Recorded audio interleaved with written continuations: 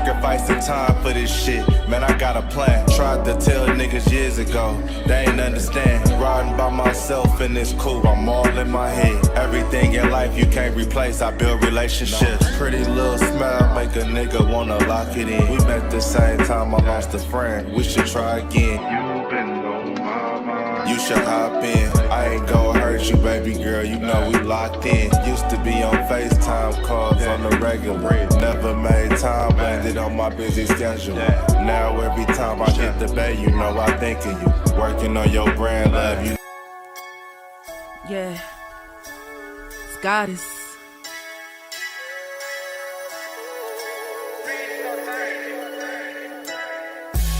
And I'm a day one type of girl. Ain't nothing wishy-washy over here. I don't jump around, I stick to one side. Yeah, the silver, the blue, we got them in their feelings. That star on the field, come pay the D a visit. They say it's hatred, is it? I call it hate and simping. Cause if we wasn't that hating, they wouldn't be in our business. Listen, West Coast say the water tastes better. The fan base go harder, and all the ladies get wetter. Yeah, that's how it is when you straight reppin' for Dallas. We get it in the trap, and landlord tell us what's happening. No explanations in no shape, form, or fashion. When Henny drop the stats, ain't nothing else to be asking. Them numbers don't lie, that's why your argument dry. And we still got them rings, you got your eyes on our prize. Whether an eagle, a giant, or a commando, you in the parking lot crying, we in the Lambo. We stay in our bag, we run it up in the draft. You still talking about the 90s, so who's stuck in the past? Get off me, and I'ma need you 6 feet back.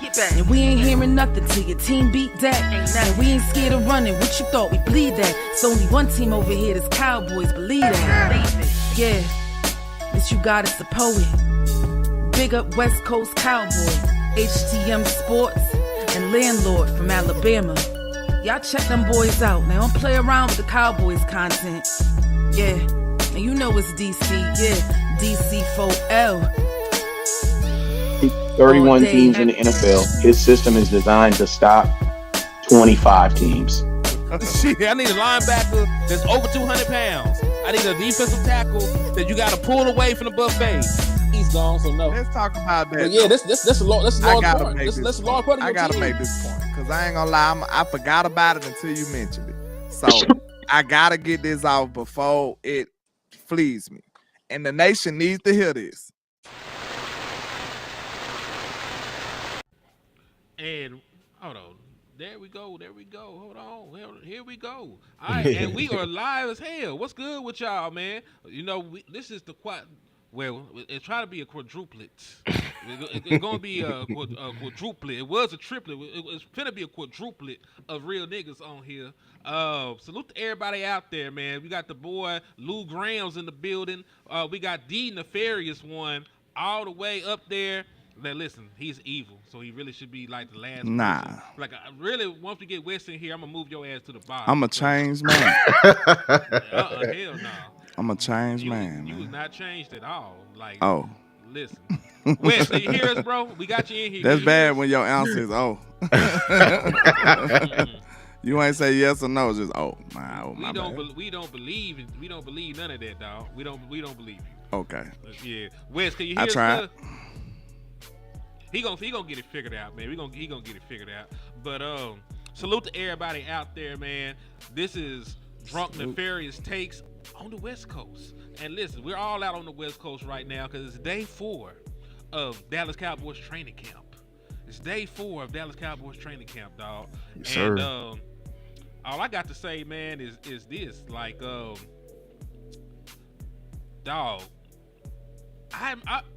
hold on, he said, ask landlord, is he finished making his weapons of mass destruction? Hell no.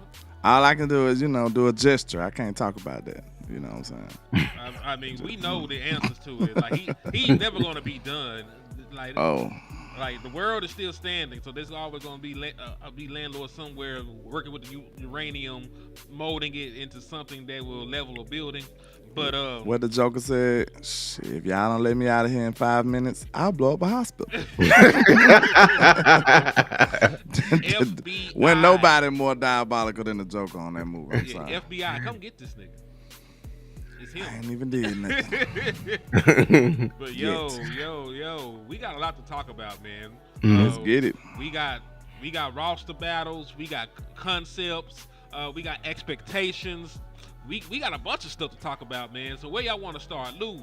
I don't think I got your thoughts on what Schottenheimer said about offense and the way he wants to run things. So I'm gonna run the clip real quick, and then we'll come back and get your takes on what Schottenheimer's talking about with his multiple offense.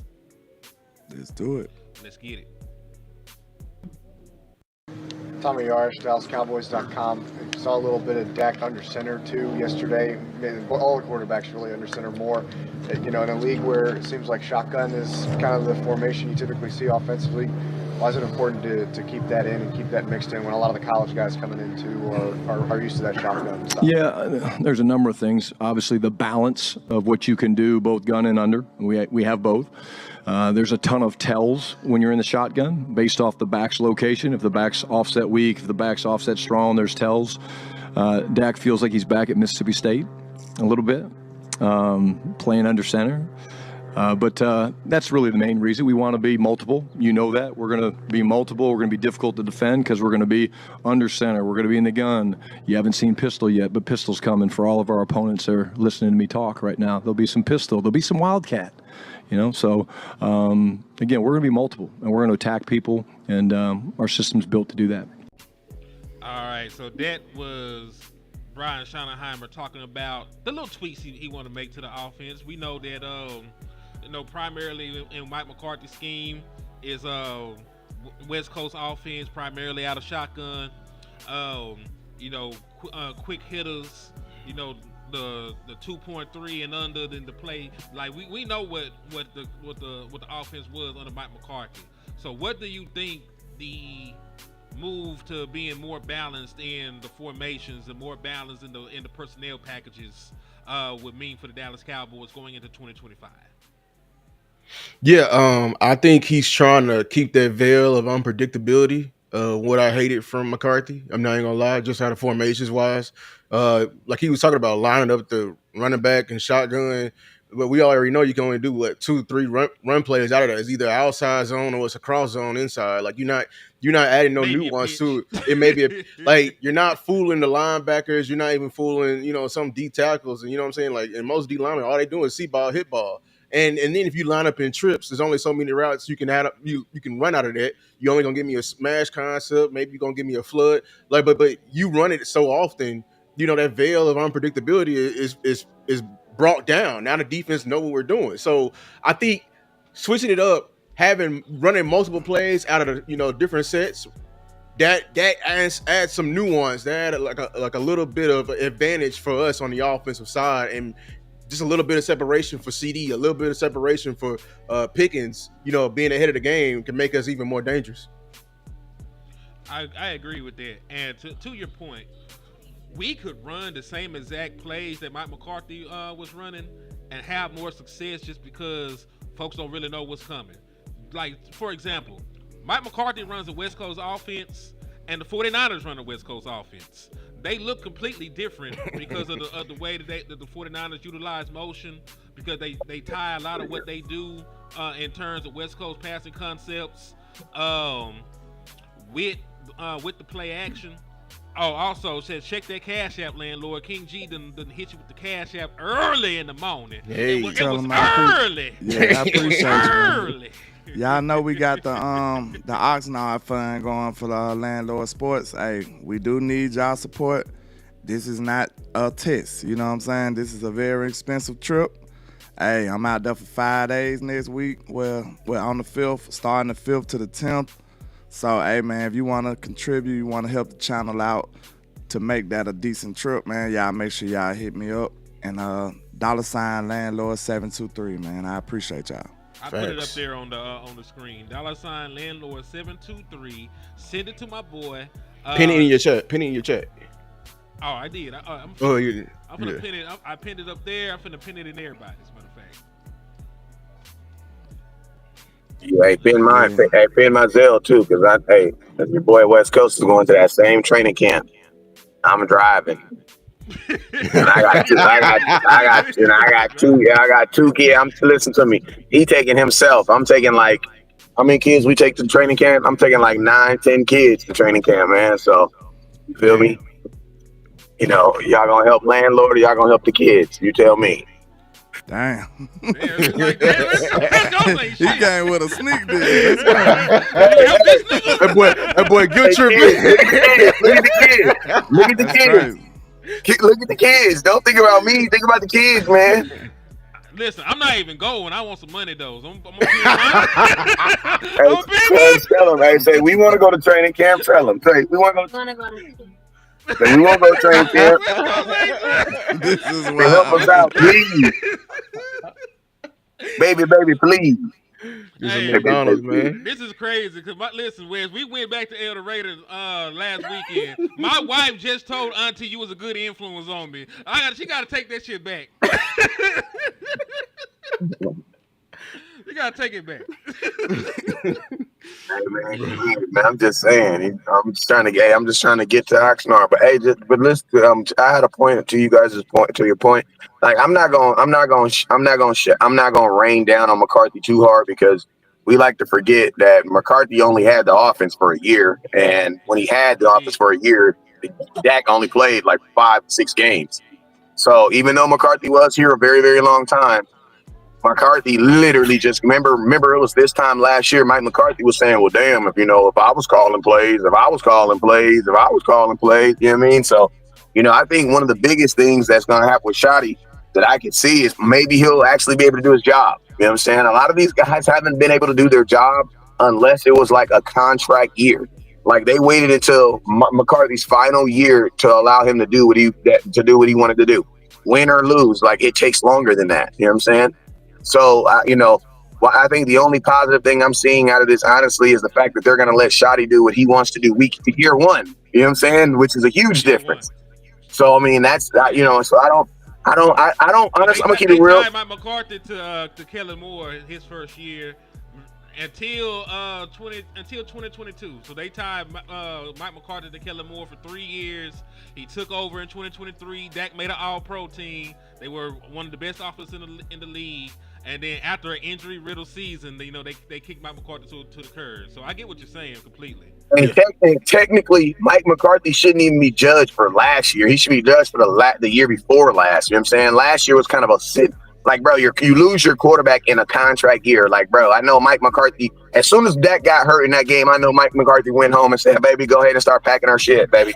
Go ahead and start packing our shit. Why, baby? They love us in Dallas. No. We going back to Wisconsin. Hell no. But yeah, that's what I was going to say. And then I was going to say, listen, I'm old school, right? I've accepted the fact that I'm 42 years old, so I'm OG. You know what I'm saying? They call me Big Bruh in the street. That's the little youngsters. They call me Big Bruh. This dude hit me. This dude called me Big Bruh 9 times last night. I knew he wanted something from me. You know what I'm saying? Big Bruh, Big Bruh, Big Bruh, Big Bruh. You know what I'm saying? But yo, listen, this is what I say. As Big Bruh, I say this. I don't care if you're creative. You know what I'm saying? To be honest with you, where I was growing up, the bad teams have to be creative. The good teams have to be effective. You can do the same 3 plays over and over and over if they're effective. If you're really good at them plays, you can do them same plays over and over. The Dallas Cowboys have to finally get them a group of plays that they run effectively. Like, in most sports, they call them your bread and butter. You know what I'm saying? Our bread and butter are route concepts that don't work. You know what I'm saying? And your bread and butter has to be something that you do really good, not something that you want to do.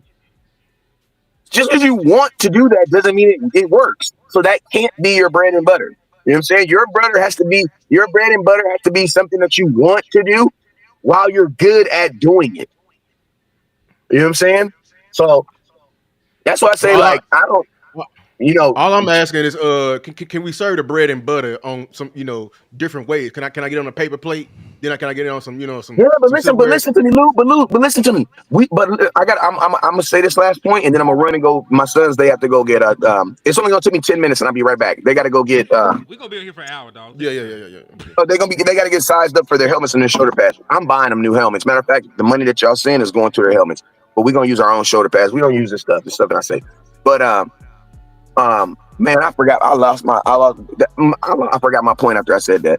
But What was we What I talking mean about? by that, what I mean by that, like serve in different ways. Like say like a PA rollout.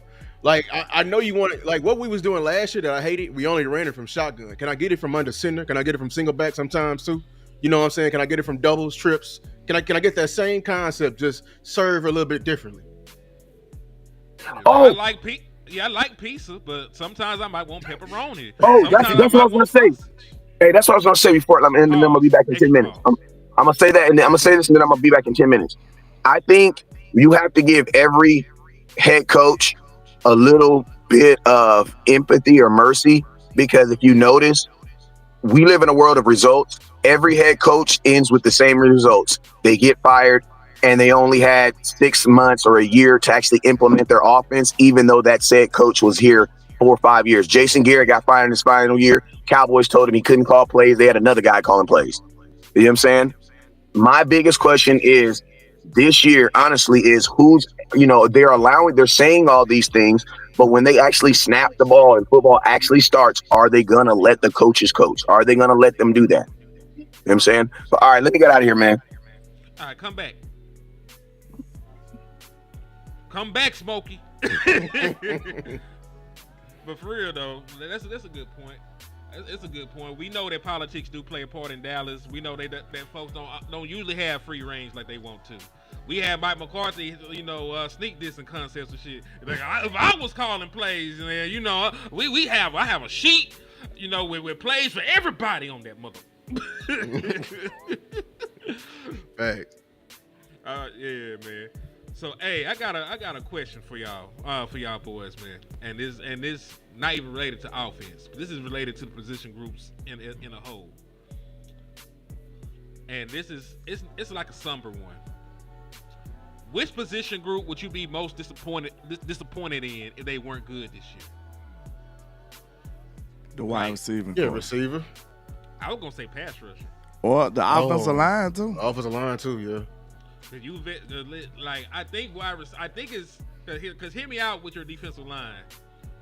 Because I think I got the slide because I was peeping at the slide and that's why it came to my mind. You invested everything into your defensive line to be able to sack the quarterback. Mm-hmm. You spent a first round pick on Michael Parsons. You backed up the very next year. You spent a second round pick on Sam Williams. You backed up after that. You spent a first round pick on Mozzie Smith. You backdoored after that. You spent a second round pick on Marshawn Nealon. You backdoored this year. You spent a second round pick on Donovan Izaraku. And then that's not even counting the fact that you went out there and you signed Dante Fowler. So, you probably got, in terms of being able to rush the passer, you probably got the best unit. If they go out there and they sorry and you can't get sacks, that's like, how many years is this? That's like a half a decade of wasted potential. I feel like I'm supposed to have been tagged in this tweet right here, but you know what I'm saying? I ain't gonna say nothing. I ain't gonna say nothing. Listen, Because, me and this nigga talked about I this think we I saw discovered it. that together. I remember when you said that. This should be a tweet. Yeah. You see how low down HTM is, you know what I'm saying? Ain't shit, but That's what I'm saying. He just stole the post and then, Sugar Daddy has a very good point. Would you be more disappointed in the linebackers than the edge rushers because of anything in the line? Nah, edge rushers. But you do have you invested coaching wise as far as development. Like you got 2 gurus in here that's supposed to be able to fix them. Man, listen, I'm gonna tell you this. I'm gonna tell you this much, man. Just because I bring in a good mechanic, it don't mean he can turn my Honda into a Ferrari. Facts. I expect my Honda to it's just run, gonna be a clean ass Honda. Yeah, I want a clean ass Honda. It might run. You know what I'm saying? It might run, but it ain't finna go out here and beat this Hellcat. Well, it might. If you put the chip in and you make the observations, the twin turbos and there's some Hondas that can run, but that's neither here nor there. Y'all know what we talking about. Yeah, I'm just saying. I'm just saying, man. You have more investments in some of these other positions, and I would feel some kind of way if those positions, didn't slap. You spent all that in pass rusher. You went out there, you traded for George Pickens, and you still got, Jonathan Mingo and Jalen Tolbert and Cavante Turpin. The offensive line, you spent the 12th overall pick on a guy. You already got a first-round pick invested from the year before. You had a first-round pick invested in Tyler Smith. You got a top 100 pick invested in Cooper Beebe. You paid Terrence Steele good-ass money. Like, you know what I'm saying? You paid him so well. I went to check see if we were related or not. Like, you know, that got to be my cousin, man. I got to be able to bet. Paid him angry money. Just mad at him. Jerry mad now. He mad at you. Shit, here you go. Begrudgingly. So that's what I would think. Like, there are positions that would completely kneecap the Dallas Cowboys' ability to compete, but I don't think they necessarily have the resources, you know, allocated to them to be disappointed.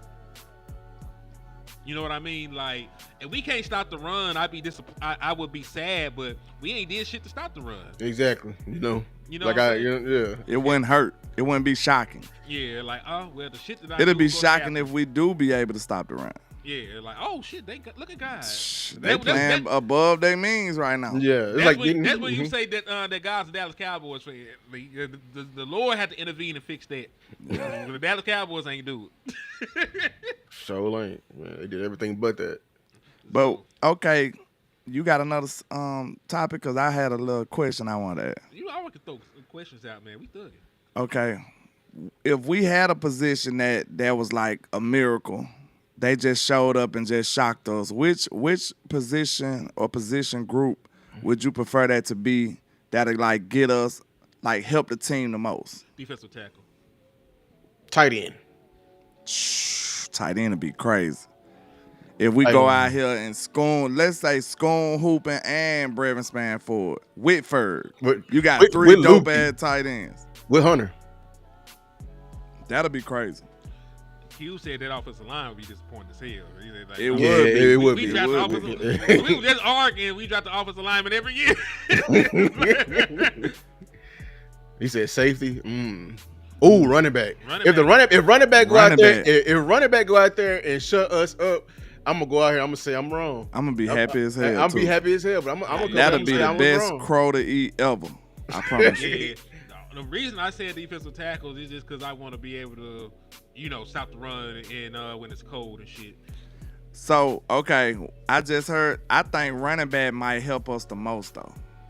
I'll just say that. I think if you can get the running backs to be like far away from what we think they are, and they just hooping, I think that'll help the team the most, though. I think that'll be like, bruh, we'll be unstoppable almost on offense. You know, it'd be the perfect running back. We can go back in time that we'll bring back, and we'll know that the Steven was signing because he'll be cheap. Who? Alfred Morris. Alfred Morris on this team right now. Shit, it might be Javonte Williams, though. that might be the prototype right now. If we had Alfred Morris right now, we'd be looking dangerous. A Derek McFadden right now would be great, too. It would. Somebody that was proven and, you know what I'm saying, on the back end of their career, but, you know, that we know they used to be one of them ones. You bring them in, hey, put them with a young, rejuvenated offensive line, shit, you might have something cooking. Like a AP at the end of his career. Oh, talking about Washington. Yeah. Still got 1,000 yards, man. Man, AP with it, bro. AP one of my favorite backs ever. Like you can't say nothing bad about AP around me. I ain't gonna lie. Like that dude was different. I always wanted him to be a Cowboy. You remember when they had the little rumors that offseason? I was like, man, please come over here. Like I want him to be a Cowboy so bad. Man. Yeah, I rock with AP, dog. So my next question then, you know, since we agreed upon that, and it might be running back. If you had to bet money, which one of these running backs do you think got that hidden latent potential to elevate and become that? Is it Deuce? Is it Blue? Is it Williams? Is it Miles Sanders? Which one of these running backs? And listen. I'm not betting my money. Nah, fuck that. You got to. This no. This is the game. I'm walking away from the table. There's a gun to your head. When to fold them. I'm be like, hey man, y'all too rich for my blood. This is like Casino Royale. Y'all seen James Bond. You better put this money down. So, gun to your head. You got to place a bet. Which one of these running backs you betting money on that can turn into that? I'm gonna have to place the money on the person I seen do it before. So that's gonna have to be Miles Sanders. If you gonna make me, Yeah, I gotta The Dallas Cowboys are making you. Before. Because listen, the Dallas Cowboys are making you bet on these running backs. I'm not putting my money on a mystery. All right, it's gonna have to be Miles Sanders. I'm gonna go something a little different. Call me recency bias. I think the perfect running back for this, if he was just a little bit bigger, for this scheme is Deuce.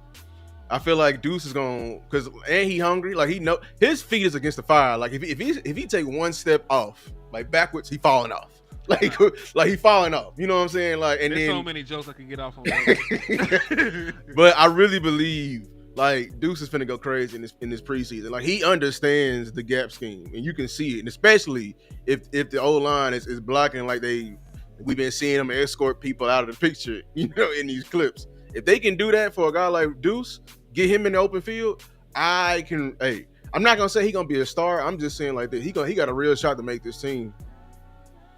Man, I'm a bet on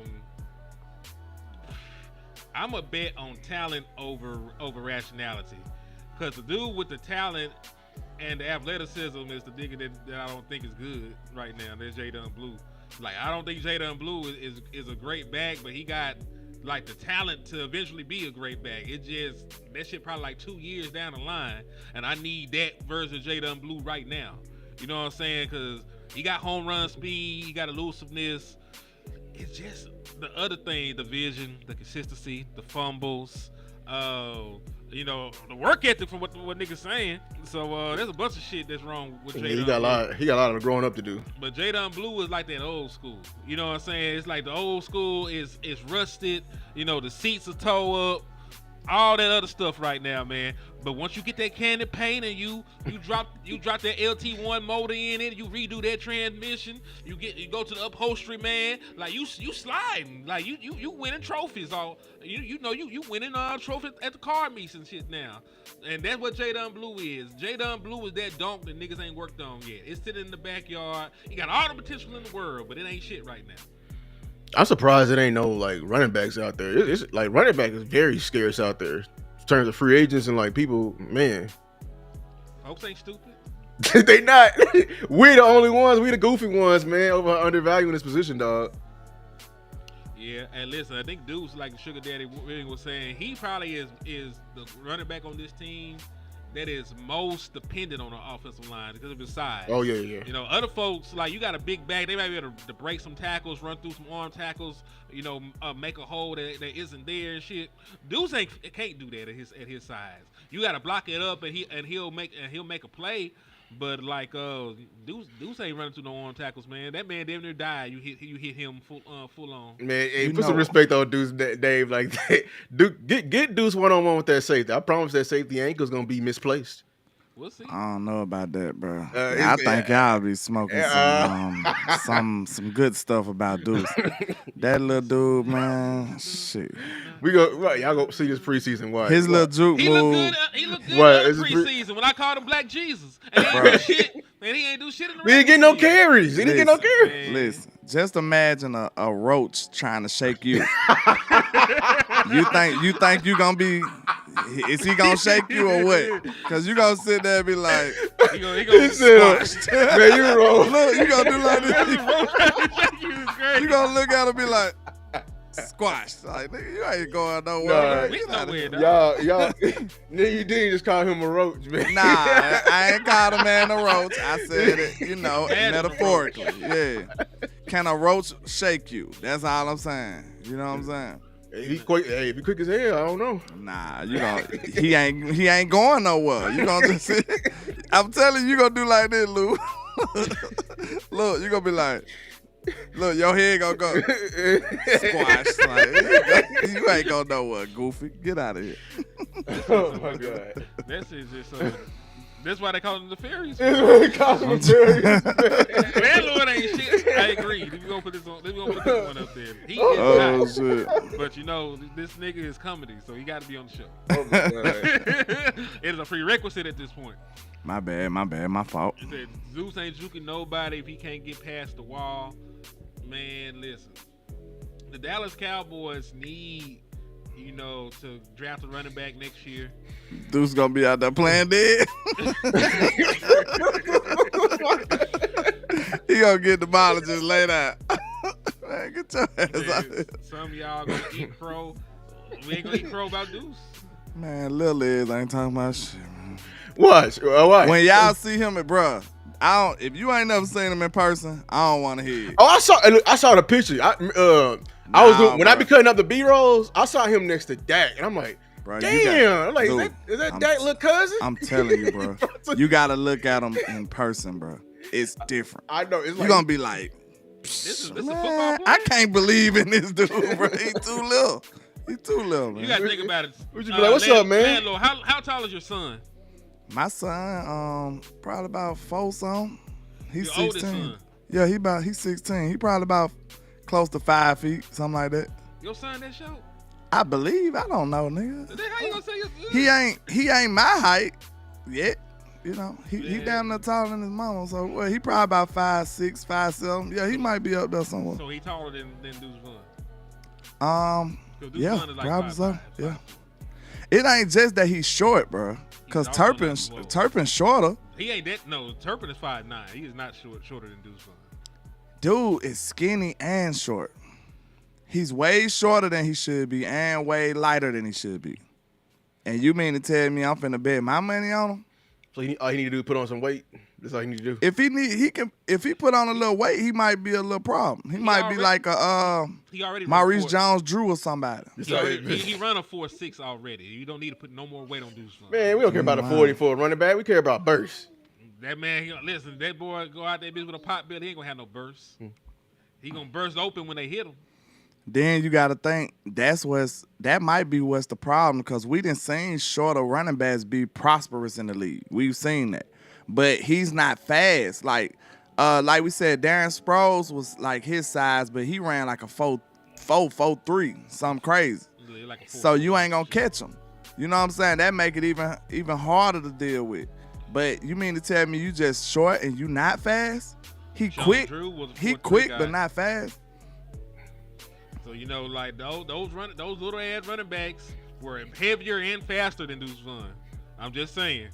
I'm not trying to shit on Deuce Vaughn. But man, his college tape is shitting on all of them. I ain't gonna lie. That's good. You know who college tape is shitting on everybody's. Who? Know, we talk about a quarterback. You know who college tape is shitting on everybody. Who? Where you going with this? We said Ben DiNucci. Shit, Ben DiNucci went crazy in college. Sidearming.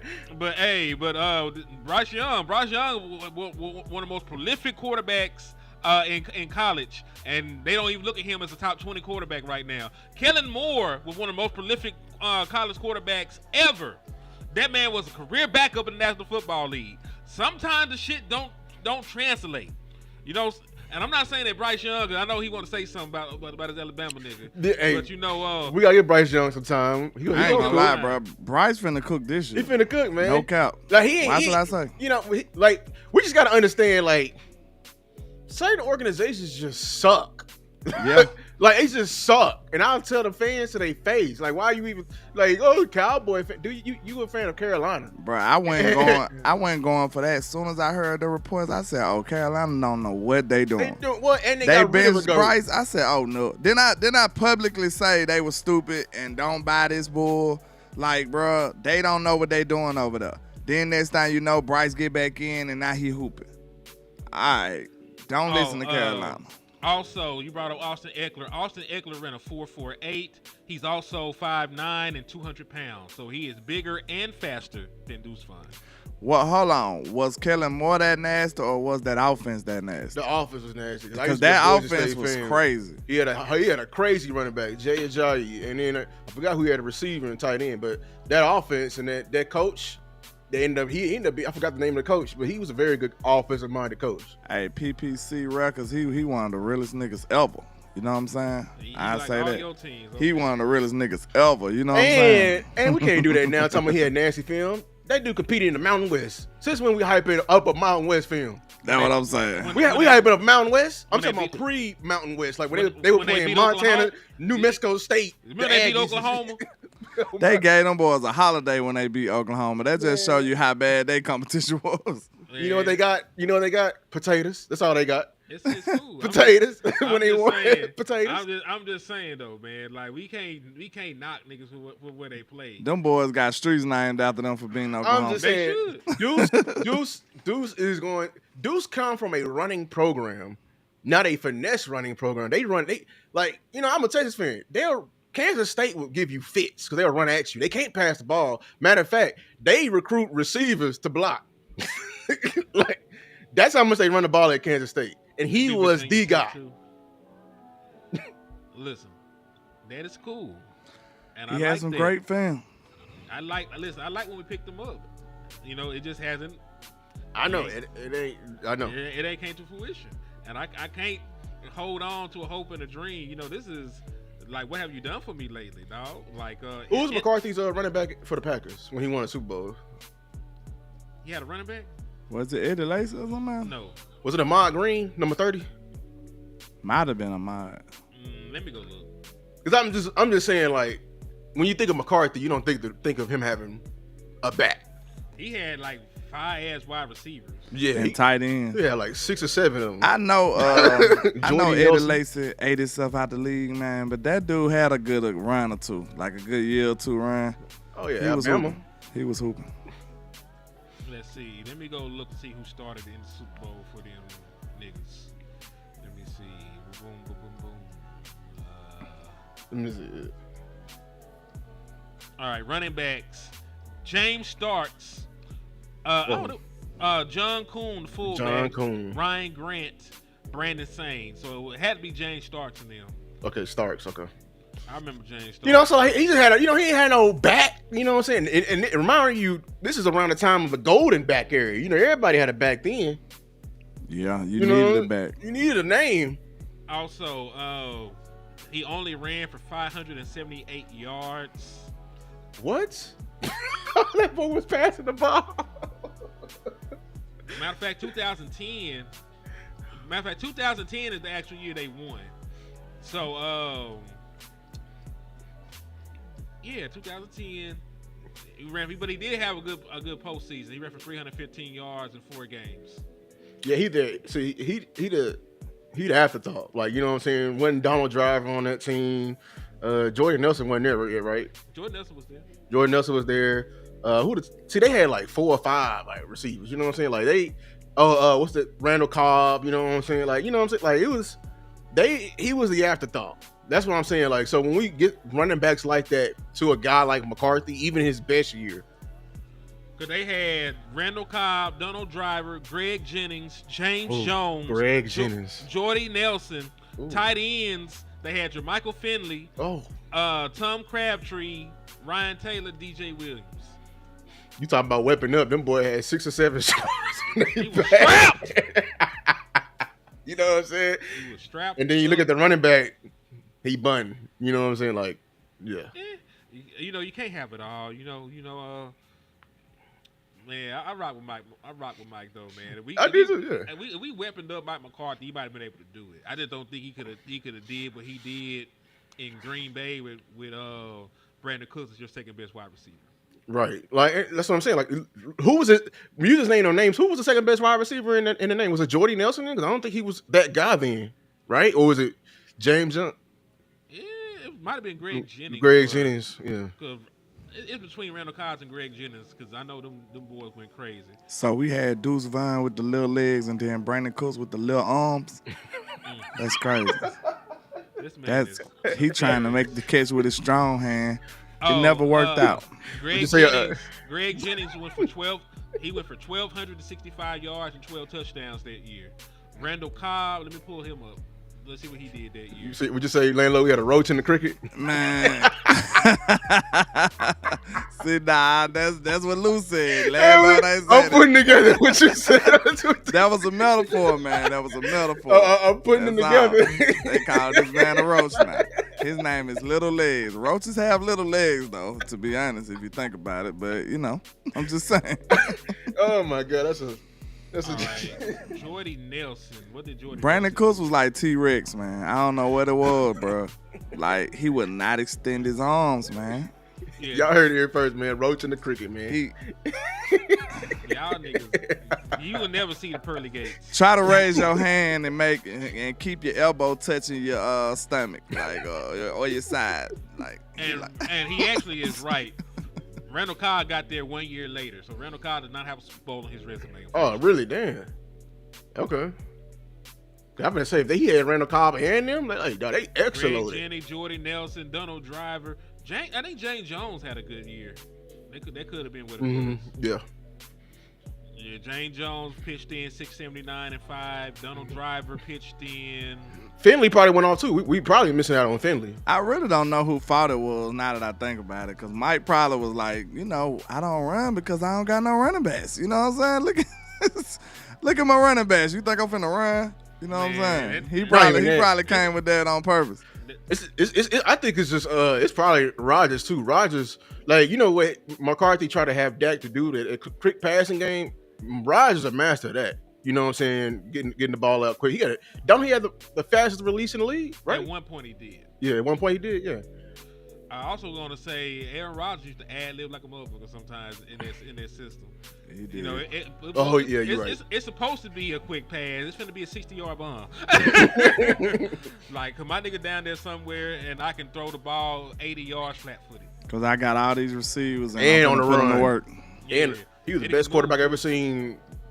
Quarterback I ever seen throw the ball on the run in history. Yeah, he dope. Like, that one particular throw that he is amazing. That one particular throw that killed our playoffs. 2016. Yeah. That one right there show you everything you need to know. I already knew something was going to happen. The moment I saw him run, I'm like, oh my God, get him. Please get him down. Please get him down. They would have had him. They didn't call the hold. At home now. At home, bro. Don't get me started. We the most unlucky team ever in the playoffs. I'm going to be cheap with the refs. All Jerry money go to his baby mamas and his paternity sons. And Arkansas basketball. Arkansas basketball. It sure ain't going to Arkansas football. Jerry, you playing on the football team, motherfucker. You better pony some shit up. All right. That shit crazy, dog. But yeah, like I was very disappointed in some of y'all. Because everybody's first excuse was, Mike McCarthy ain't using Brandon Cooks right. Watch what happened. Watch what happened now. Brandon Cooks was not. Nobody even gave it a thought that Brandon Cooks could be a little washed. Nobody thought about that. But me, I'm over here like, dude, he just ain't like that. We should have got a better number 2. He was a great guy, but answer me this and we can move on. Did Brandon Cooks and Dak ever live up to your expectations? No, they did not. They did not for me either. And mine wasn't even as high as y'all's. I mean, what? It never worked out. So, most people say it was the coaching and the play calling. I ain't gonna lie. Because we seen other people working out just fine in that same play calling, that same coaching staff. So, you take one variable out, now you get your answer. I think Cooks just wasn't who y'all thought he was. Oh, Tolbert fell too. What? But that was last year though. Like, maybe if the team was fully assembled last year, maybe Tolbert would have did better. Who knows? I do remember Noah Brown being our number 2 at one point. Dog. And that man was a Kansas State receiver. Like I was saying earlier. Oh, Noah Brown? Yeah, he went to Ohio State. No, I'm saying like metaphorically. They recruited him to block. Yeah. Blocking ass nigga. Matumbo ass nigga. But that's the thing. We need, because think about what we just said. We mentioned Jordy Nelson. We mentioned Greg Jennings. We mentioned Jermichael Finley. We mentioned Donald Driver. And that's not comparable to what we had in Dallas. That's not comparable to what we had in Dallas. So we saw what it looked like the last time Mike McCarthy was able to utilize that offense and get to a championship and win. Why we ain't trying to give him no weapons like that then? We went for the Noah Brown, and when we did have weapons, we didn't let him call it. Because when we had Amari Cooper and CeeDee Lamb and Michael Gallup still had a knee, and we had Cedric Wilson, they were letting Kellen Moore call the plays. Yeah, see that I think that was the L right there. That's when you wanted Mike to be doing it when he had the weapons. Mm-hmm. It was clear that we didn't have the weapons. That's why we went and looked for some this year. That's why I told you, I said, hey, if we weapon up this next coach, that right there tell you everything you need to know. And that's exactly what happened. That's a damn shame. The best acquisition they got McCarthy was who? Brandon Cooks, maybe. Hankins? Brandon Cooks was better than Hankins. Yeah. Not by much, because Hankins was decent. At this point, we're just dabbling. It ain't like either one of them changed our life. They didn't. Like, Pickens was a big change. Well, Amari Cooper. Coop was before McCarthy. It was? Yeah. Coop was like 2019 or something. Coop was with some other folk. So McCarthy didn't get to have him for long. Yeah, they didn't like McCarthy then. They didn't like McCarthy. How you not gonna get him what he do best? Somebody just hit somebody with a $20 super. So the host gone, so we gotta wait. Is it you, Lou, or him? Let me check. I don't think it's. It must be him then. Oh no, it's me. Okay. Shout out JNY Blue. I love listening to you guys together. It's a comedy show. It's a boatload of knowledge. Keep it real. I'm a Cowboys fan, 55 years. Played Pee Wee in Texas at 9 years old. Yeah, we're gonna laugh here, man. You got landlord talking about the roach and the cricket, man. I ain't gonna never forget that. I'm never gonna forget that. That's crazy. At all. I'm pretty sure I did, Cowboy by nature. I'm pretty sure I did. I appreciate you. We talking about yesterday, I believe, right? Mm-hmm. Okay, cool. Pretty sure I did. Well, I'll say this though, man. They talking about Brandon Cooks wasn't utilized right, man. The dude is 5'8", undersized, and he was relying on his speed. You know, when you get to a certain age, you aren't as fast as you used to be, dog. And this is what it is with Brandon Cooks. Revenge of the Flying Body Catchers. That's a great movie. I should watch it. It's just a B-roll of Brandon Cooks, jumping for no reason. Bro, he jumped for no reason, bro. Like for real. You saw that? That boy said this team was a bug's life. It's crazy work. Yeah, and you also got to think about it, man. Like Brandon Cooks, he missed some time in Dallas. You know what I'm saying? He missed the game. He missed the game then. He missed half the season last year. So, like, come on, like, what did you expect? I think he did okay. He got 8 touchdowns in 2023, but that's not really what I expected from Brandon Cooks. I expected him to be close to the 1,000-yard receiver that he used to be, and I bet you that he won't be close to that this year in New Orleans. You know what I'm saying? So, like, sometimes Father Time is undefeated. Like, we seen wide receivers, not be the same. Also, Brandon Cooks wasn't getting to 1,000 yards his last year in Houston. He only went for 699 yards in Houston. Yeah, Child said that he supposed to get over 1,000 with us. Yeah, he wasn't that no more, and it's fine. There's nothing wrong with it. We'll see. He'll be able to shut us up if he go to New Orleans and hoop. Great guy, by the way. Great. He's an excellent guy. Excellent but leader. We just talking about what he did on the field. We talking about football player. Yeah, and then that was just epitome of what's been happening with our weapons. It's just been we didn't give McCarthy enough time, and we have been having injuries. Speaking of injuries, let's change the subject here, because part of the reason why I'm on a certain side is what they actually did with Brandon Cooks. I'll never forget what they did, and that's why I just scoffed when I heard a certain owner come to the podium and said what he said and opened up his mouth and allowed bullshit that came out. Because Brandon Cooks mysteriously went on IR last year. And then we got a report talking about in camp he had a cleanup surgery. So you hiding medical records. Fast forward to now, what's going on with our cornerback, our starting cornerback, somebody that's miles and miles better than Mr. Cooks, who's not on our team anymore. Trayvon Diggs, this is the subject. yeah, this training staff and what they've been doing with him and how they've been handling things with him, and when we didn't get a chance to say nothing on it, we finally saying something on it together. Yeah, I'm glad you brought it up. The fact that Jerry Jones went up there, and I've been paying attention, actually. It's been multiple interviews. Matter of fact, Steven just sat down with somebody named Eagleson, or Eaton or something like that, and he threw another little shot, when you're on contract, we expect you to be here. Their language this year they've been using, you know what I'm saying? When y'all get into corporate life, these subliminals they be sending, it's been very, very bold this season for some reason. Very, very bold. Y'all want to talk about that? Yeah. I got nothing but time. Let's see. What really makes my eyes open is the way that they are combating. It's very, very divisive, I think. When you think about it, okay, say you Brett Brown for the Cowboys, right? You make your living, your livelihood is dependent upon you rehabbing these players and doing the correct things to bring them back and prevent injuries in the future.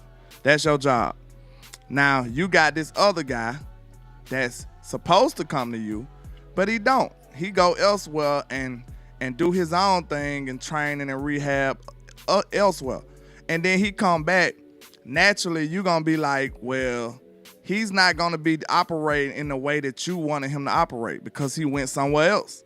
So you probably are going to have nothing but, well, at least a few negative reports about him because you might have wanted him to do this type of rehab for his leg and the other guy got him doing another kind of rehab for his leg. You might feel like he should be further along in this category and he felt like he should be more ahead, far along in this category. So it's like, for him not to come to you, it's already pretty much y'all gonna clash almost automatically. See what I'm saying? And then now, we just seen the side-by-side when we did the show with Boss on Bossland. Shout out to him. Salute the boss, man. Yeah, that was a good comparison. We seen that comparison when we put them side to side. Trey is looking better than Rebel. Now, you see what I'm saying? So now, we looking like, oh, if you go away from Brett Brown, the training might be better. Possibly. So now, he's shaking in his boots. He like, damn, if everybody go away from me, what the Cowboys need to pay me for? They don't. You see what I'm saying? So now, and I asked Lou this. Lou brought it up on our show on Bossland from a comment. That's what opened my eyes when he was like, he basically was like, fire Brett Brown. And I'm like, he said fire Brett Brown because of something. That would open it up because I'm like, damn, if it all makes sense now. Because think about this. Who in the hell you think Jerry Jones getting all these bad reports on Trayvon Diggs from? Who giving them to him? Because he ain't watching Diggs. Where you think Jerry coming up with these bad reports on Trey rehab from? It got to be the training staff. It's got to be the training staff. And then guess what? Who got incentive to say Trey ain't training good other than Brett Brown, somebody he's not working with? Brett Brown. Because so I'm thinking it could be some salt in the game. You know, I got my 10-4 hat on right now. You know, I'm looking. I'm thinking that I smell something fishy. I'm not going to lie. I don't know no other person that's more equipped to give Jerry Jones that hating ass report card on Trayvon Diggs other than the trainer that he's not rocking with. Yeah. And then Ty Church, I understand I understand everybody's point of view. Here's why this is why I'm on this side. I perform some empathy. I understand with that. I am a man of patterns. If you show me patterns of a person, like that's you. I believe you. Why I said the solution is easy. Either expand the budget of the damn training staff and get more, or fire the man right now because I believe he's just nothing more than a yes man to Jerry. And how do I know that? Everything be funky around the medical staff. Everything be funky. It's bad energy over there. We call landlord nefarious. It's nefarious, real nefarious in that training room and in that tape. When they be taping up our guys and everything like that. How I know that? You just said timetable. This is what I was fighting y'all on DC Universe. I was like, man, I'm not coming up there because the moment y'all see me, y'all gonna try to put a timetable on me, and your timetable is never legitimate. Never legitimate, because your owner, the guys who's writing the checks, just showed you how much they despise injuries, and they despise injuries because they can't get their money, their work for their money, what they paid you, and understandably so. But you're in this game for a reason, you know what I'm saying? So if I can't trust you, and how I know I can't trust you, Deron Bland, Jerry hopped his happy ass on 105.3 FM, gave away intel to the enemy, and said, "Oh, Bland should be back this week." Bland wasn't back. We look next week. Bland wasn't back. Bland wasn't back for another 7 weeks, and when he got back, he still didn't look 100%. No, So- he was nowhere near healthy. And you can do the same thing with a litany of other players. Dez Bryant, for one. Dez Bryant came back early. It pretty much in his NFL career. Michael Gallup was never the same rushing back to get back on the field. You could even make the case for your boy Terrence Steele, who we also threw on the bus recently. Like, should we have paid him early? Matter of fact, hell no. Hold on. I gotta play that clip real quick. That shit was diabolical, nigga. Hold on. That's ridiculous. A little bit. You've done deals though early with Trayvon Diggs, with Terrence Steele before it was time for it. What's the difference between those situations and a situation like CeeDee Lamb and Micah Parsons? Frankly,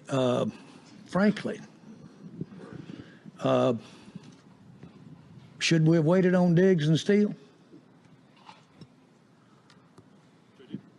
Oh, you brought them up. I didn't.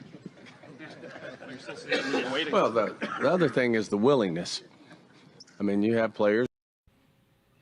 And then, I'm gonna say this, and you can give it back right to you, Henny. I just want y'all to be careful about what the narratives that come through there. Like this is the subliminals. You know what I'm saying? Racism is no longer in your face. They'll send subliminals your way, and you got to be able to, you know what I'm saying? These are the trigger words they'll say. They'll say, if you're working hard, over hard, if you love the game in Brett Brown's program, you'll come back healthy. And they always name guys like Dak Prescott, and their favorite name to throw in here now, new, is Overshawn. And they trying to throw Savon Ravel in there too. So, you know what I'm saying? If you work hard, if you care about the game, and you actually, you're doing what you're supposed to do, you'll come back healthy. But when you don't show that, you don't come back healthy. I got to tell y'all the truth, bro. It's obvious that Trayvon Diggs has been blacklisted. It's obvious. Real talk. Think about this. One of my biggest critiques on Shotty so far has been that I don't hear him say nothing negative. He's starting to say negative stuff now because of camp. Like, I don't like how they practice. I don't like how they did this. But when they ask about certain people, he like, oh, man, Overshawn is, oh, God, he's attacking the rehab. He's doing this. I would say he's attacking the rehab. He's doing this. He's doing that. He's looking wonderful every day, not missing a day. Then he talk about other people. He might talk about another guy that's recovering. Oh man, Sam Williams. Yeah, he took over. He's going crazy. He's looking like having a phenomenal year this year. He's talking with nothing but optimism and high regard. He ain't said a word about Trey stuff. Man, he's been blacklisted. See, it's so obvious when it's such a discrepancy between the two. Right. Like, he's this high about everybody else, but then he's not saying hardly anything about Trey. Mm-hmm. That's orders from the top. Yeah. In my opinion. That's orders from the top. I'll say this, man. I told you my conspiracy theory. The Bucs don't want to hear this shit, but it is what it is, man. If they draft somebody and they player comp is on the team, the dude that is already there is finna be gone. Siobhan Revel, one of his player comps was Trayvon Diggs, right? They brought in the nigga that's supposed to be the new Trayvon Diggs. Shout out to DMV in the building. So yeah, shout out to DMV, yeah. And that's a great fact right there too, because they see Tyrone. I see you. It's no problem with you disagreeing. Oh no, yeah. But I think you should be able to look at it from a fair perspective. Cause look, y'all saying Trey came back trash last year. How? And he was still productive. He just got hurt again. So getting hurt again is what y'all consider trash. It happened to Dak Prescott. It happened to Overshawn. Back-to-back years for the people who stayed with the coaching staff. So do you feel the same way? Do you see what I'm saying? They trying to make it sound like you doing the worst thing ever if you lead the coaching staff, but if you with the coaching staff, they not gonna criticize you. And you got to ask yourself, why do they look? My mama in the chat, she'll say when you Mama takes. She always said when you lying, you'll do so much. You'll put in double the effort that you even think you have to cover that lie.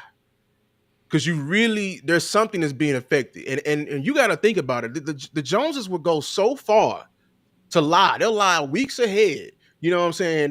They'll hide surgeries, keep the surgeries off the book. Like, damn, is that illegal? What about the insurance? But that's another say. You know what I'm saying? They'll do all these things. And what is the why, Ty Church? We know the why, the bottom line. We all follow J Tuck. We love J Tuck, CFO Sports. Salute. He's a season ticket holder. Remember what he said. He said last year, after Dak got hurt and all the injuries happened, ticket sales plummeted. Absolutely plummeted. But this year, everybody healthy and we got Pickens, we got all this. He said he sold his tickets in record time as a season ticket holder. That means season tickets are through the roof because everybody's healthy. The bottom line. So if I want to keep the bottom line, I'm a lot of my shareholders. Yeah, I'm not gonna tell you how the sausage is made and that it's a damn fire in the warehouse before you know it's a fire in the warehouse because I still want my money. Wow. That's heavy right You gotta there. think about like businessmen. I'm gonna tell you that right now. Being a billionaire ain't ethical. There ain't no such thing as being an ethical billionaire. Nah. Hell no. You just stepped on some people. You didn't lie. You didn't cheat. You didn't did some things to get where you at. I about to say you got way more than your share. You did something. You did something to get where you was at. So I'm saying right now, we're not dealing with morally correct people. We're dealing with some unethical people that are dying by the dollar. The way you just put it, if you pair that with Brett Brown being deceptive with what's going on as far as the timeline for these players, it all makes perfect sense. Lou basically just said in his soliloquy that they are hiding the real health of these players so they can sell more tickets. And then you got a dude that's willing to lie about it in Brett Brown because he just told us Rebel was ahead of Diggs and we got eyes. Clearly Diggs look much better than what Rebel looked. Real talk. Real talk. Hey, So to me, it just sounds like it's some salt in the game. I can't say who told me. But he might have said it live anyway, so it was. Yeah. But anyway, back when Dak Prescott had broke his hand, you remember they didn't put him on the PUP list or anything? You remember they didn't put him on the PUP and they hurry up. He can come back at any time. Let's be around the players. They knew Dak Prescott wasn't going to come back before the allotted period of time. They just wanted to keep fanfare and hope up. So they do. Wait. that. What'd you say? What was the word you said? Fanfare and hope. No. Yeah. What's the H word? Hope. Because that's what makes money. McDonald's don't sell burgers. They sell happiness. You feel me? Like, you got to understand, like, how people do business. The Cowboys, what made them the biggest, highest paid, sports franchise in the world is that these motherfuckers can sell you some damn hope. They've been selling hope for us for 30 damn years. 30 years. Cuz right there. Hold on. Let me get him. Yeah, he was there, yeah. That's crazy. They've been selling it for 27. Hey, but listen to me real quick. Hey, shout out to Cam Newton for finally doing something I can agree with and getting off Ryan Clark's bitch ass, man. I love that. I'm sorry about that. Finally, Cam Newton, man, he finally did something I can agree with. Like, that's what's up, bro. Finally. You can just I agree with him with his take on Jalen Hurts. I do so, too. Yeah. We good. Now I'm gonna have to go investigate because there might be two things Cam did that I like. Then. Oh, you ain't hear it? Okay, cool. No, I ain't heard it, but I heard what his take on Ryan Clark, and I can't stand his bitch ass, bro. I can't stand Ryan Clark, bro. Oh, he get on my nerves. Him or Chris Carter, I don't know who was one that irritates me the most. I used to love Chris as a player, though. Yeah, he used to rock. Chris was hard. And then he went weird, bro. He got on air and went weird, bro. Hey, wait, wait. What DMV say right there? That's why I said. That's what I said when I said to the landlord. Right there. You see what he said? Oh, Rick. He a long stay. Oh, he been here forever. Oh, I want to see his bank account. And this man been for Jerry, a long look, time. so he a Jerry soldier. Like that's yeah. why I said DMV. Can't nobody tell me like who for Jerry to say those things he said about Trey and his rehab. Who is he getting that information from, man? He is not watching Trayvon D. He is not following his progression like that, bro. Not Jerry. Man, Jerry making documentaries and he doing shows. He on the yacht. Hey, but you got, but y'all also got to remember, like, I'm not this. You're breaking up. Defender of Jerry, but I just say I understand. We can't hear. I'm not. Y'all hear me? Now, y'all can hear me. Sort of. Okay, I'm not trying to be a defender of Jerry, but I do understand. You know what I'm saying? I do understand. And this is the thing, like, all those things, all those great things that he's doing are cool. But you know what Jerry's also thinking? Like, bro, if you re-injure while you're doing it your way, man, there's like so many different things that I think that we're not really taking in context here. You know what I'm saying? And it's like, man, when a player decides to do injuries and things on their own, bro, like, you want to be, like, obviously from a person's humanity, you want to be like, okay, you can get your body, you can do whatever you want to do. But you got to remember, if you make the wrong choice with your body, it affects my cat. It affects everything that I do. So it's like, it's not like a video game where you can be like, okay, you know, we can just go in here and change the attributes. Like, no, like that has to be taken more in consideration with that, man. Like, these are $20 million. You do an experiment and go get a guy that you think is going to work for you and say he don't work. Listen to me. If you go get a Cowboy guy and it don't work, you're covered. You're covered. You're still going to get paid. We can still put in an injury claim and get our money back. You go work out with somebody we don't know and re-injured, man, there is so many different type of contractual things that can happen. So it's like we can't. I understand that, but we sit up and let them train with them, though. They train with them. You can get hurt training. Yes, but listen, but also I'm gonna tell you, there's a difference between training and rehabilitating. You're not doing, and you can't do both at the same time. You know what I'm saying? So but training, you can get hurt training, though, right? Yes, you can, but this is the thing. We're not talking about a guy that's healthy. We're talking about a guy that's already hurt that's trying to get healthy. So that's where you want to be a little more cautious with them. Well, didn't he finish a year though? No, Trayvon D did not finish the year. No, he didn't. He went on pup. Yeah, he got hurt. Also, I will say this. I understand both. If I'm Jerry Jones, I understand wanting to keep an eye on my investment. But if I'm Trayvon Diggs, I did it your way already. Yeah, that's my thing. Yeah. Not really though. Not really though. The first 2 years I was with you. Not really though. I was with you training people the first 2 years. Yes, but I'm gonna tell you this right here. Each injury was a different injury. This is not a reoccurring injury. This isn't the same leg that he's broke off. Every injury that Trayvon Diggs has had has been a different injury. So I'm gonna be honest with you. I'm gonna keep it real with you. When I see guys that are consistently injured and they're different injured, I don't believe you're hardening your body in the offseason. All that stuff that you be saying on Instagram, that looks nice, but you got to remember. You know what somebody told me. Did you know that you can make one video in the same day and just change your outfit and it literally looks like 5 different workout videos? Bro, listen to me. Instagram can make you look like exactly what you're doing, what you're supposed to be doing. But when the money gets on the paper, I think Jerry knows a little bit more. I'm sorry, if Jerry's been paying you millions of dollars, I lean more towards him knowing the type of person you are versus you putting out what you want me to believe the type of person you are. Like, I'm just being real. Like, I'm not saying that Jerry doesn't have any merit, but I do believe Jared has merit in the things that he's saying about Diggs. I'm sorry. And I'm gonna be honest with you. I don't know how he would know that. Can I say that there's a chance that, you know, his guys, his employees, or there's just not enough of them, or they just did a bad job in this particular situation? And go ahead. I'm sorry. Go ahead. I didn't mean to cut you off.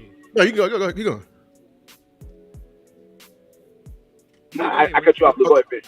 No, go. Luke, that was you to finish your point. My bad, Luke.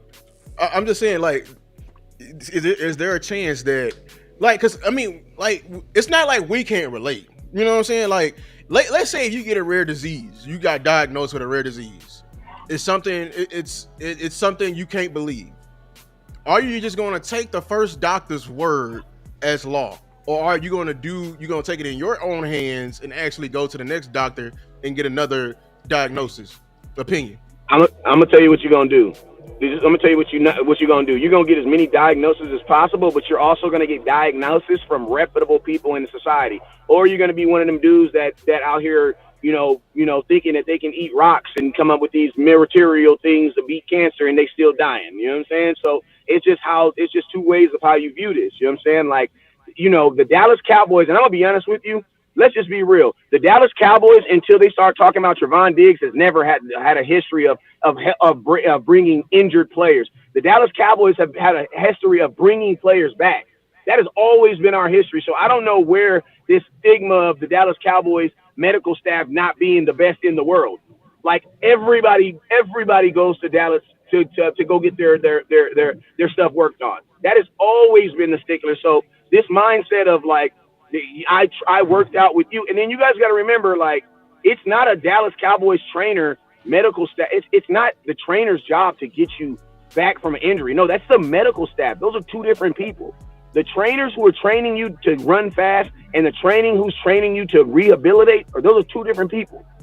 And to be honest with you, they're not really even Cowboys. They're just doctors with cowboy logos on their shirts. Like, you know what I mean? But the Cowboys are different. Like, I understand what you're saying. Everybody do come to Dallas medical area to get their stuff worked on. You're right. And it is actually the Dallas Mavericks guy that's actually pretty good. As far as the Cowboys, this is damn near a private, like, doctor. This is it. You know what I'm saying? Like, this is all we got. And as far, like, you're right, the rehab people get him right, but guess who the rehab people got to follow orders from? They're not the rehab people. But the rehab people those are the people who are acknowledging it.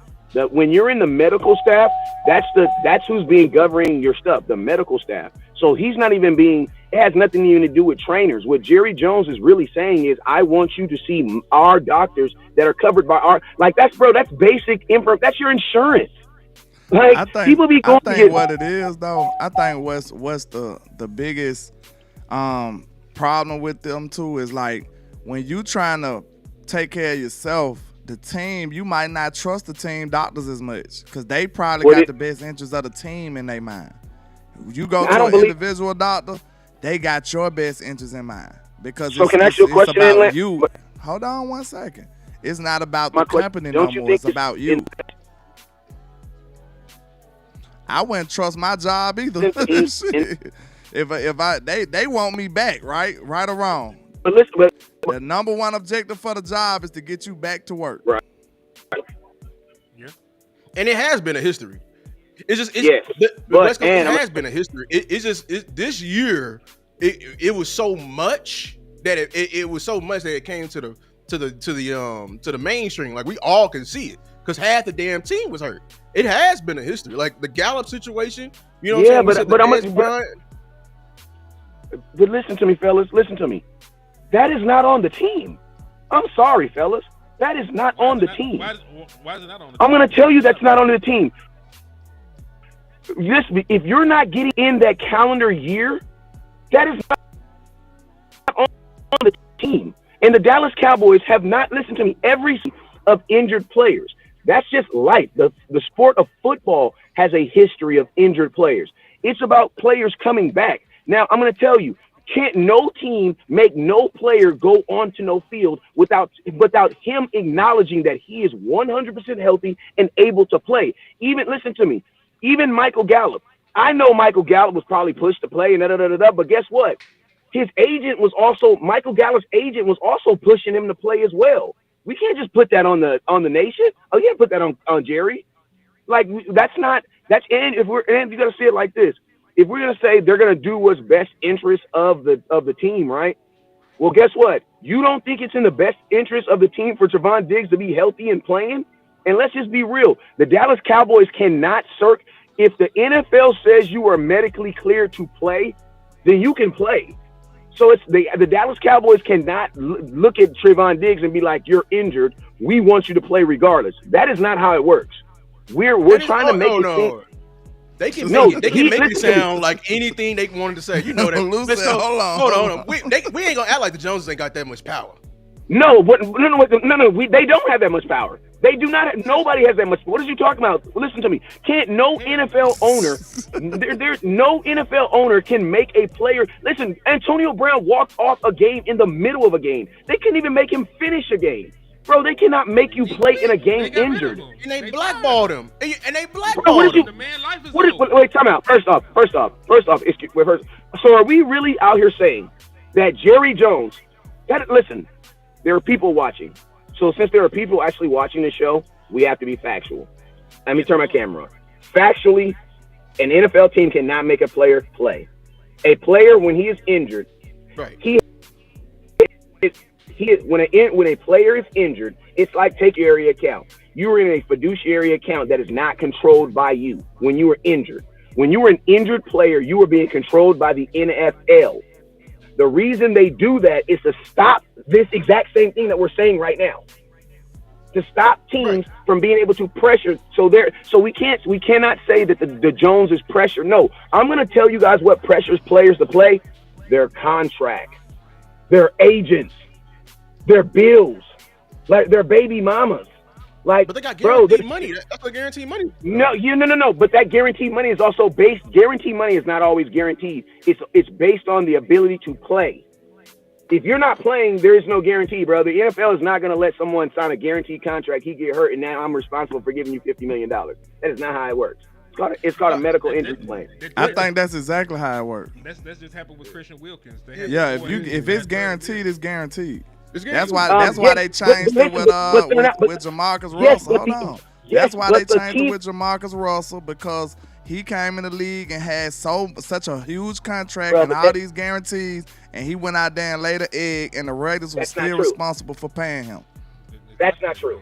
It's documented that that's the truth. Okay. So that is not true. That's not even true. That's what changed all the rookie contracts, Wes. It changed from there. But that is not. I'm sorry, that's not true. Because first off, Jamarcus Russell, that's performance based. Performance based in.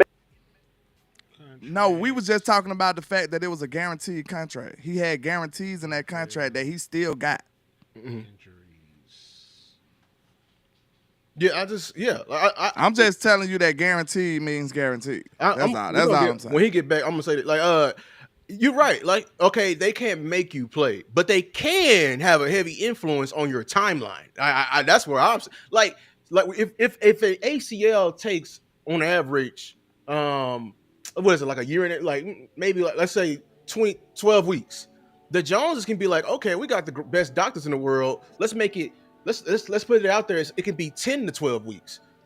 If it's 10 to 12 weeks and the player wants to come at 12 weeks, the Joneses can make you come back at 10 weeks. That's what I'm saying. They definitely can because it's definitely within there. And by definition, that's coming back before I am ready. So then you can say, hey, my doctor said 10 weeks. Exactly. So who you think gonna get priority over who? If your outside doctor say, hey, I need 14 weeks, and Dallas doctor say 10, when you think you're coming back? You know, because that's what happened. Without penalty. Right. That's what I'm saying. Like, you can get multiple opinions, and sometimes the opinion ain't in the best favor of the patient. Let's be honest with you. Especially when you're dealing with a job. Especially when you're dealing with a job. We can get into politics. Can I say this? This is about, being medically cleared. You get medically cleared by their training staff. They say you're okay. I don't feel I'm okay, so I'm gonna go get a second opinion. And then get what? It doesn't necessarily mean that just because you cleared me that I'm good. We hear these players go on podcasts. They talk about I really wasn't healthy. They still cleared me. I couldn't feel my feet, but they shot me up. And I went out and played. Like, we got too many people that played the game that have spoken out about how they handled that.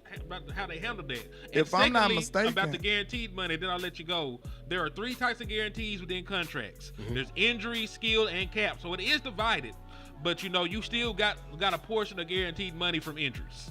Yeah, I was just about to say, if I'm not mistaken, even if you do get your second opinion, you still got to pass the team doctor's test to play. So you still gonna go through that process anyway.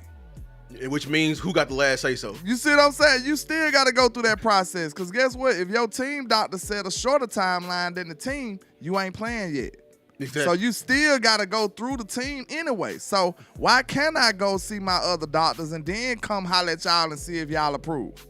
And that's all it is. They do this on every level of football. Like they do it in every professional sports. Think about the Kawhi Leonard situation. I was about to say that. Kawhi Leonard did not feel that they handled his injury correctly. They cleared him. They medically cleared him, and he wasn't. He felt he wasn't actually ready to come back and play basketball. And judging by the way that his body has held up over the years, he probably was right.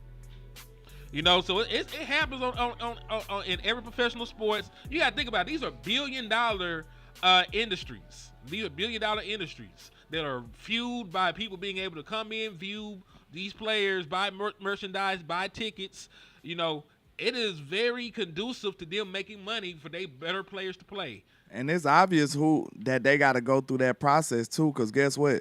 When, like, say for instance, if the Dallas Cowboys sign Christian Wilkins right now, guess what's gonna happen? His doctors already cleared him. If that's the case, and what he gonna have to do when he get to Dallas? Perform a physical. To get past our doctors for them to give him the A-OK. So exactly, you still got to go through the doctors, man. You still got to go through the doctors. So why I can't go get ready the way I want to get ready? Because I still got to pass y'all tests. Exactly. It don't matter. Like that's what your doctor. If you was to see a specialist, man, they can't do nothing until it's a doctor you trust, your primary. That's how medicals handle it, man. This is all it is. So, and this is why I just want to this is the whole problem we want to see in Cowboy Nation. We just want to say this. Just be wary of people hidden agendas. This is just life. This is life advice for y'all. People got hidden agendas. If you saying to me that these owners, every owner is in the best aspect of these players, then why does the CBA exist? Why does the NFLPA exist? Certain stipulations and contracts and sets of words in the contract to help protect the player. Because if it wasn't in there, I'm gonna F you over. Because I'm trying to make money. That's the hidden agenda. Where's you back? He's frozen. Oh, he froze. He might be on the move. Probably so. Let's see. Yeah, cause I think his Wi-Fi is just bad because he's moving around.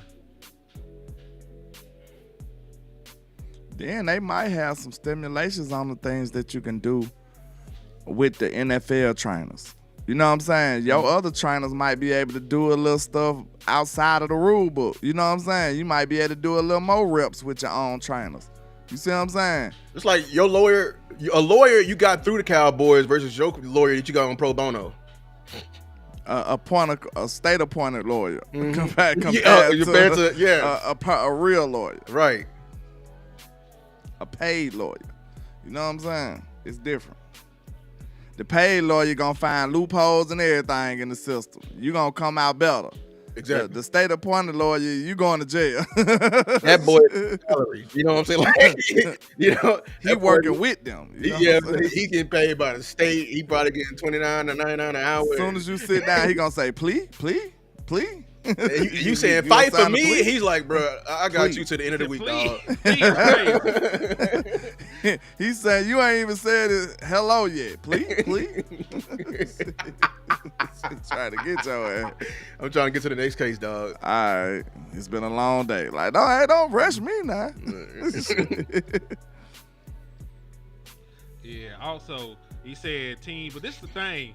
Not all these people make enough money to be out here fighting the damn team. If I am a fourth round pick rookie and I'm fighting to try to make the team, they are leveraging that against me. That's what people don't understand. Just because I can do all that doesn't mean it's going to work in my favor, for one. Secondly, you're in position to where you feel pressured to come back. That's why they do the shit the way that they do. That shit, that shit, isn't morally correct. Like you got all the leverage, man. I'm not making any real guaranteed money. I'm trying to make the team. I can lose my job. I can lose my starting spot. You're leveraging that against me when you put these timelines on me. Like it's not like you give a damn. I actually need 3 more weeks. You don't give a damn. You want me out there right now. So no, like just cause we can do that does not mean that they should be doing the things they do. Just cause they are pushing a timeline on me and they medically clear me, but I know for a fact that I'm not completely healthy. But my job and everything else is on the line. If I don't go out there and play, like you're still at fault because you're putting them in a dire situation. And they gonna be like, yeah, man, my leg worked perfectly fine. Let's go. And they ain't got no guarantee money. Because guess what? What else they control? They control if you keep your job. Look what they trying to muscle out Trayvon Diggs. It's all about trying to muscle him out now. It's all about getting to that first contract. That's why Jerry's so damn mad now. He paid everybody. That first contract, you take him to the table. You take him to the cleaners. Like I said yesterday, why are we trying our best to find leverage against a player that's under contract? Like, it's almost like trade contract don't even matter. It's already paid. The money gone. It's crazy that I'm saying paid his guaranteed money. The out for his contract is this year, which is crazy, right? They doing them dirty, bro. Cheap. Wrong. Just yeah. They trying to and we got to talk about it. It's about what Trayvon represents. That's what they're afraid of. Let's keep it a $1 billion. Like I said, this is not the first time that the Cowboys and people complain about the Cowboys training staff. You know what I'm saying? Like, they complained before. And so if Trayvon, if he comes back and he's right versus somebody that's done what they doing, man, as soon as they trying to nip it in the bud because we're dealing with the NIL kids. Like, these NIL kids, Jerry and them better get right. They individuals anyway. They coming in as millionaires. They gonna look Jerry dead in his face. You said, what? Like, dog, like, if I, like, Nico Ilimiava, I think his name, dog, he looked Tennessee in his face, dog, if you ain't gonna pay me, somebody else will. Look what, the way Wemby is operating, it's a great example too. Because Wemby got a team of doctors and people who handle him that's been following him since he was a child. Cause he's an alien. Like, I would. So no, like, think about it. When he came to the Spurs, he meeting their daughters. He like, yeah, y'all cool, but this is my team right here. You know what I'm saying? Like, you got to deal with a 7'4" heart. You know what I'm saying? He got a team of people that's handling the way he progressed in his training and his development and everything. So that right there let you know, like, bro, this is so important that I trust my own people on this. You know what I'm saying? Like, they are dedicated to this the way I want them to be. You know what I'm saying? It's not a generic doctor that's just saying, hey, you're a 7-footer, so typically 7-footers have to do this and feel like this and take this. Mm-hmm. His doctor gonna be like, no, Victor, you need to do this because last time we tried this and it went good for you. We need you to do it. It's gonna be personalized. You see what I'm saying? Like, it's gonna be for Victor Wembanyama compared to a general 7-footer. And then, like, we go back to their motivations. The team is going to have Wemby for just a spot in time. The more that his doctors keep getting him healthy, the more they get paid. The longer he plays, the longer they on the payroll. You know what I'm saying? Like, the Spurs want to have him forever. They'll love to have him forever, but even Tim Duncan got to go. You know what I'm saying? It's going to be a point where they don't view him like that anymore. Versus his doctors, I'm trying to get you back right, because if you right, you know what I'm saying, we ain't eating McDonald's. Right. you gonna help everybody. Yeah, we in Fogo de Chao every night. You know what I'm saying? Like, it's real. Like, you know what I'm saying? Like, for real. Motivations. Yeah, man. So, I don't know, dog. Like, they got to get that shit fixed. I'm about tired of it. Like, they need to address it, just like with anything else. So the way I want them to fix the run defense, your own players are the one that said that the training staff they graded it out bad. Like, it's not nobody else that's saying this. It's the actual players from the Dallas Cowboys that are talking about the training staff. You talking about that survey they did? They serve every year.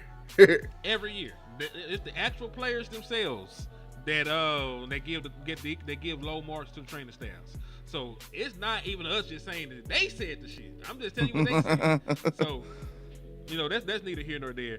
But y'all got anything y'all want to add before we get out of here, man? I think that'll do it for me. Hey, Another successful show, everyone. Make sure to like and subscribe to all these gentlemen's channels, man. Turn on notification bells so y'all can be up to date. And y'all don't come in here saying, oh, I've been missing your shows. You can always play it back. We appreciate y'all. All proceeds, please go to Landlord. You know, please go to Landlord. Support him as he's going out there to the camp. Because if he's going out there, we all gonna be looking nice. You know what I'm saying? So yeah, I do got PayPal. Y'all know I don't ask for much, but this is for real. I'm out there for 5 days. That's 5 days for a hotel. That's 5 days for breakfast, lunch, dinner. Look, snack. that's 5 days for a rental car, gas. Like this stuff ain't cheap, man. And then we talking California prices, so right. Yeah. Hey, we got it's different out here. Hey, send it on the curb if you can. Yeah. But yeah. Hold on, let me get on the PayPal real quick. I think it's just Landlord. Hold on. Yeah, at Landlord from Alabama. It should come up. The PayPal. Who asked for that? Roll. Yeah. He said put it in the chat. Yeah, just put at Landlord from Alabama here. You know, I can't type in the chat. Hold on, King G hit you on the way out with the 5-piece. Salute, fellas. All right. Hold on. And what you say your whatchamacallit was? Just at Landlord from Alabama. Okay, I'm putting in the chat box real quick. Hold on. At Landlord. I'm gonna say and after hours. Landlord from Alabama. All right, that's his. I'm going on the 5th. Yeah, that's his PayPal right there.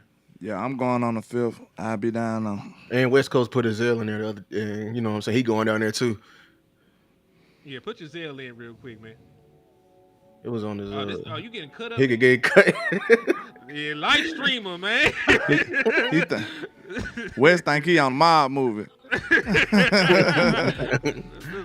You know, he be like, yeah, I gotta. He gotta go. His family gotta go. You know. What I'm saying? he up here calling shots from the shed. Hold on, I got you, cuz I'm gonna put your Zelle. I'm gonna put your number in the chat for you since you're busy. Tamika said a GoFundMe. Hey, yeah, it's serious now. It's serious. That's right there. Yeah. Somebody said 5 days of nightly activities. Hey, man, that's gonna cost extra. You know what I'm saying? That's extra money right there. You know what I'm saying? But yeah, man, y'all support, y'all show some love, man. It's going to a great cause though. No lie. We gonna swap them all out. We got this is Landlord's PayPal, Landlord from Alabama. And then we're going to leave this up for a second. Then we're going to put cuz shit up. And we're going to get the hell out of Dodge. For real. Like, I've been on, they don't know this shit, but we've been making content for like 2 hours. Yeah. Because we did the pre-recorded. And then we did this. So, yeah.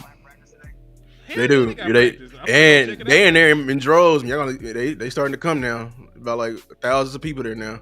Yeah, they was going crazy. So I'm gonna have to get there early then. Early, yeah. Oh, the weekend. Oh, so the weekend is the only one that be packed like that. Yeah, folk got jobs. Folks got work.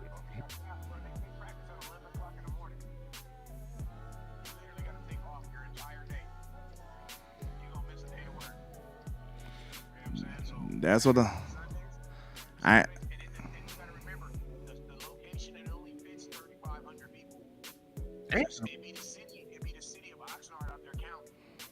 Appreciate it to Joshua for the PayPal. I appreciate it. I'm sure that's Road.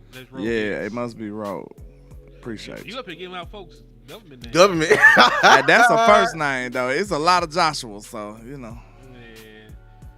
All right, we.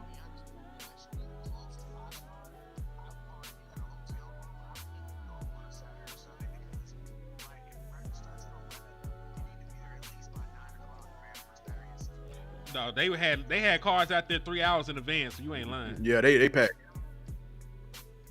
They keep cutting my nigga off.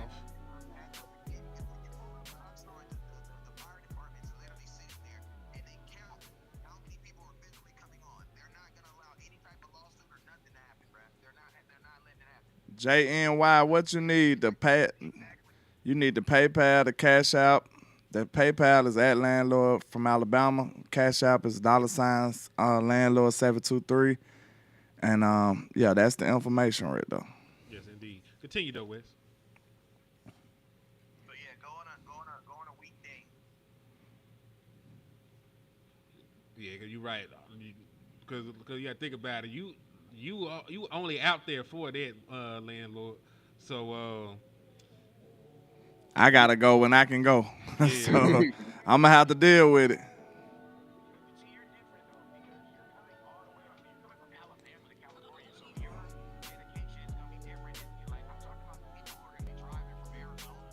Yeah.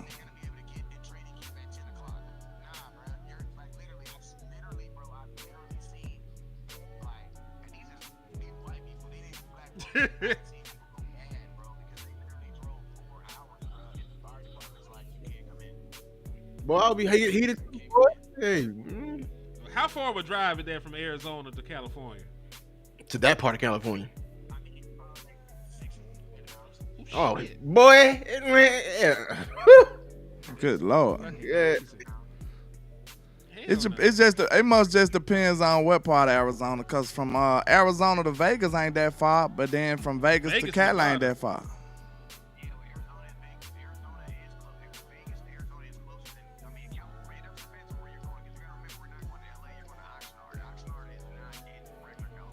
Yeah. Yeah, what part of California is it in? It's in Oxnard, California. No, I'm talking about like northern, southern. What? I'm trying to picture it on the map. I know, like LA, like right here. Oxnard, probably like this way. Oh, so it's not far from LA. Okay, never mind. I thought it was like Sacramento, like some crazy. Nah, like that's what I'm that. saying. So you gotta have a car for real. You either gonna stay out there in Oxnard, you still gonna have to drive the count. So you gonna have a car too.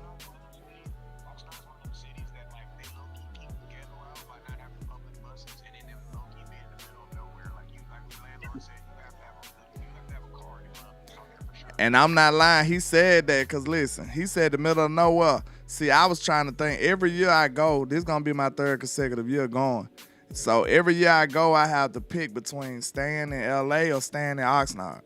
And I thought about it. I was like, I could stay in the middle. So if I stay in the middle, that's better. It's nothing in the middle. It's like, I'm talking about it's nothing but foolishness. Scorpions like, in the middle, man. I'm asking for Airbnbs and stuff in the middle. They giving me tree houses and campers, and I'm like, yeah, they in the middle of nowhere. They in the desert somewhere. So hey, you got to make a choice. That is diabolical. He said the boy he ain't lying. It ain't nothing in the film middle. a movie. They asked me that I want a tree house. Like I'm like, nah, I'm cool. They got niggas trained to stay.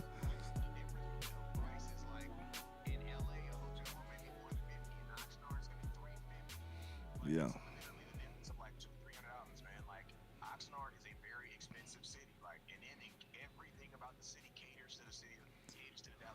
And they wonder why I chose to live in LA. Shit. That shit is It's gonna be packed tomorrow. I ain't gonna lie. That's because they put on pads First tomorrow. pad of practice tomorrow. And it like I was talking with Coach. He was saying that LA coming to town, right? Like the Rams, right? The Rams, they was there last year. I didn't know that. Oh, yeah, I'm gonna be there for that. I'm gonna be there for that Okay. scrimmage. You going to the scrimmage, Wes? Huh? Oh, okay. Man.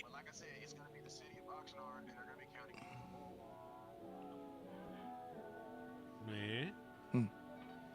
Shit. Y'all got any final words? Because I'm finna jump off. I'm with you.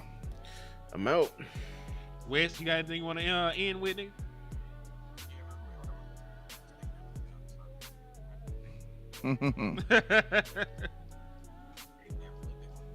With the star.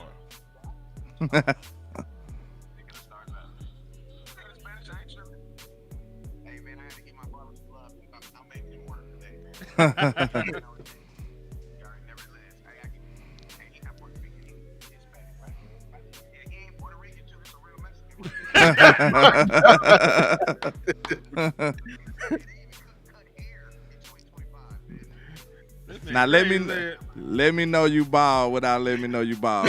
You got a Spanish man cut your hair. You can only do that.